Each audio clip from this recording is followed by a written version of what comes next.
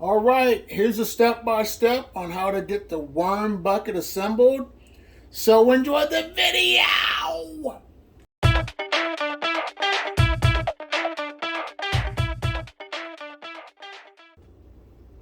Well, hello. Let's see what the instructions say. It says, hi, thank you for your purchase. Setting up your worm bucket for the first time is a two-stage process. We encourage you to go to our Facebook page, get plugged into our community, and check out our library on how-to videos. So stage one, it says preparing the worm bucket bedding. It says remove the white plastic spigot and install it onto the green bucket. Make sure the rubber seal are on each side of the plastic bucket and to make it watertight. So I've done that already.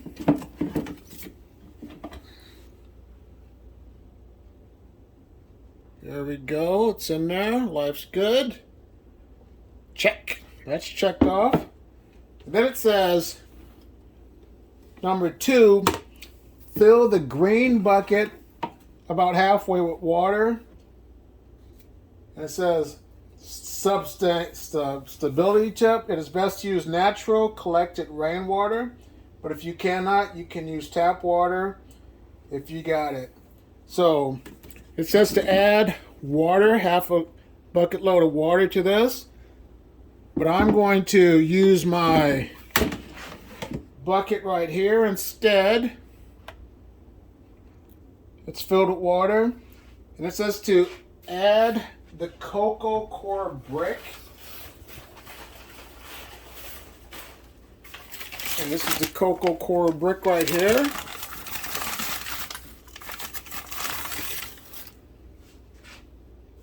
It's made out of coconut husk.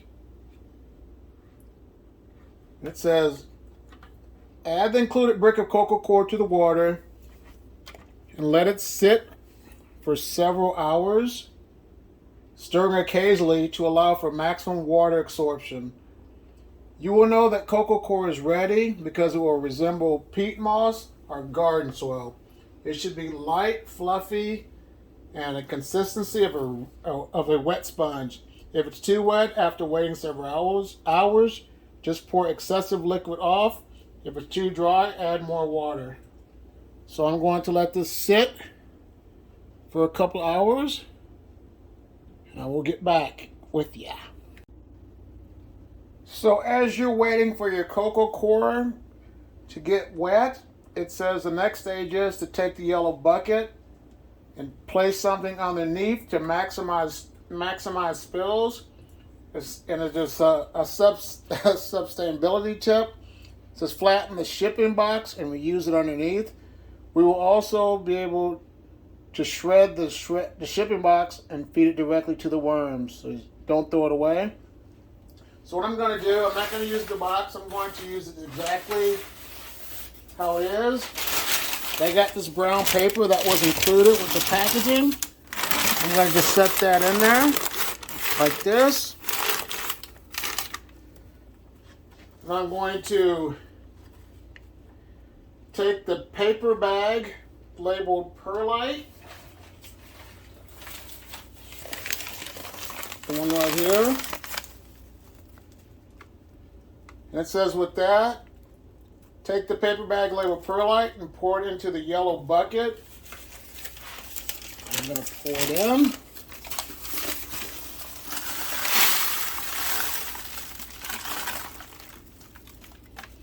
It says that perlite is a volcanic rock, and lining the bottom of the bucket will act as a filter media and help keep the moisture levels correct. Just be careful, some of the pieces of the perlite can fall through the holes in the bucket and make a mess. Again, it is why using the shipping box is helpful.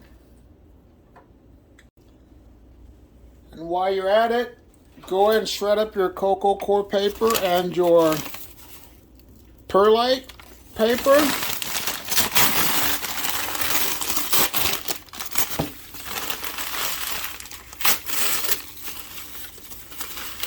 And go ahead and add that to your worm bin as well. And now we just have to top dress it with the coco coir. The coco coir is applied. I'm going to add some food in here.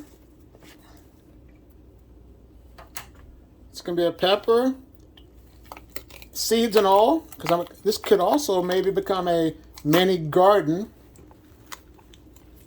But there's some moisture too, just in case they need some moisture in this bin. Cover it up with some coco coir.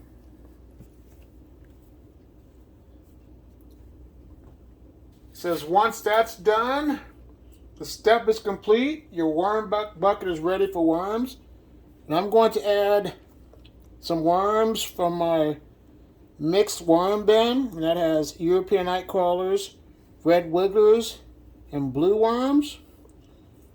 So let me add them into the bin.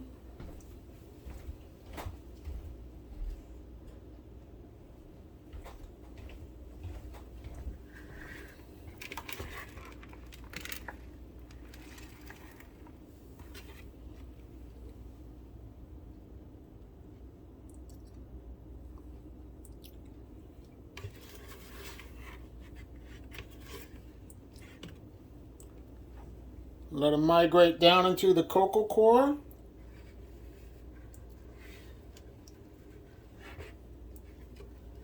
I'm going to cover this up with some newspaper once they go down to give them some privacy. Let's talk about adding and feeding your worms. The best thing to do is set your worm bucket up a few days before you get worms to have it established for your worms to be comfortable in. But it says, after completing stage 1 and purchasing your worms, it is recommended to start your bin with 200 to 250 worms.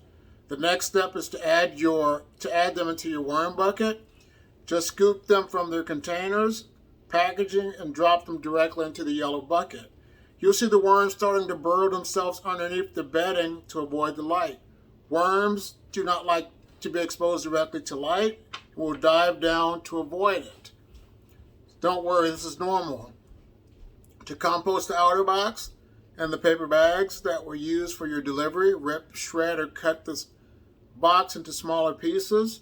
A tip is soaking the boxes in some water for 3 hours will help soften them up and help to keep the humidity levels right when added to the worm bucket. Wringing out the cardboard is something. Wringing out the cardboard so it is only slightly damp, like a damp sponge.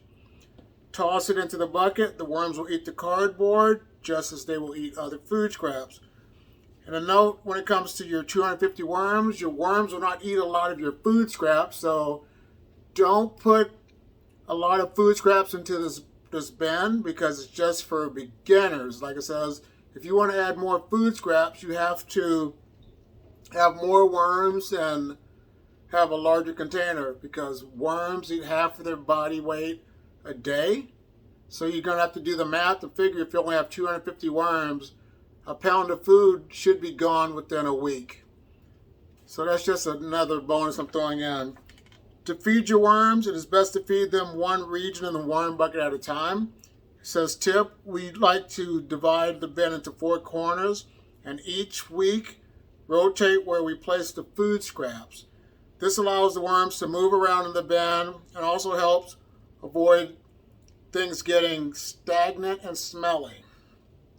For ongoing feeding and care, please refer to our included Happy Worms Feeding Guide. And this is the Happy Worms Feeding Guide right here. And it says this chart will be a good guide on what you should and shouldn't put into your worm bucket.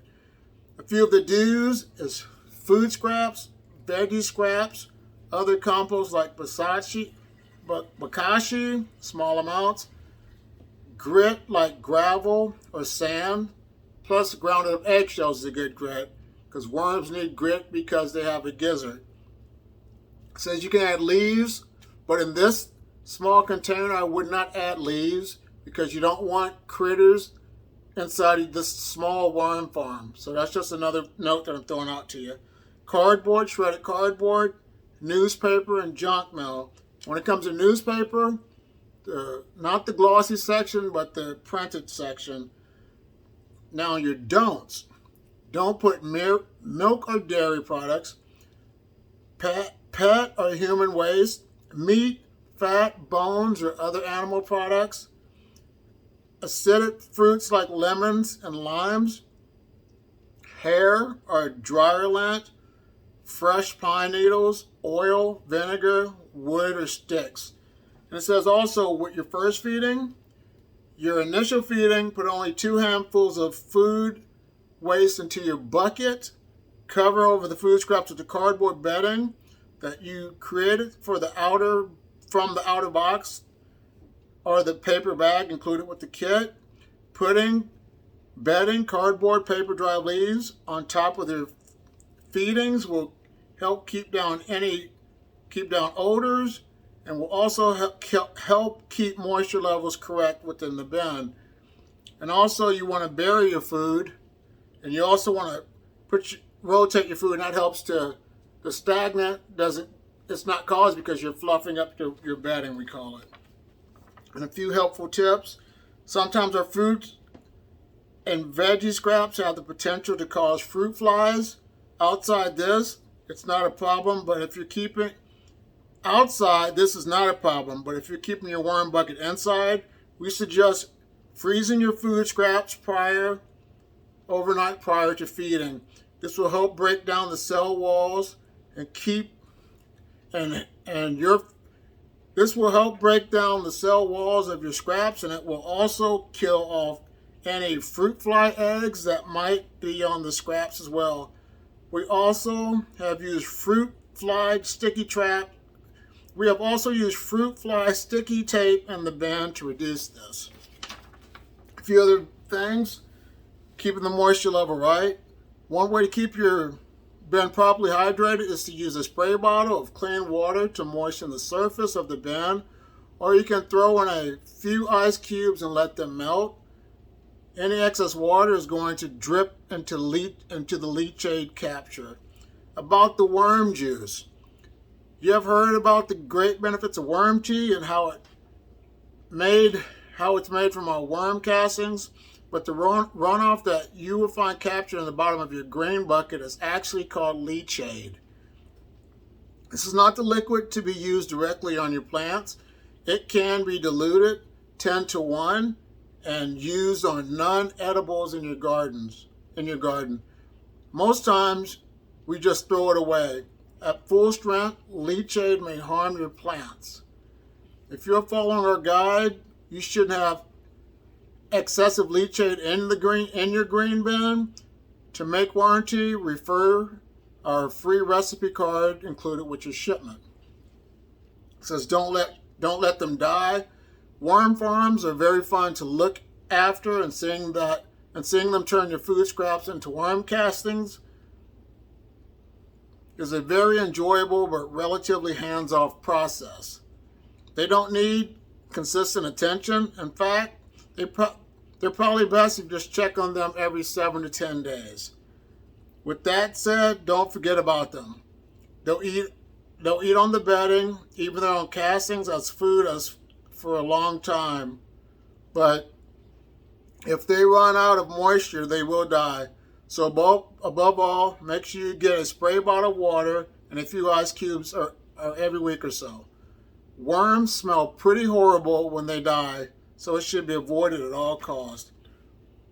If using outdoors, if keeping outside, make sure the worm bucket is in the shade. Direct sunlight will overheat the worms and kill them. Make sure they're covered if leaving outside for extended periods.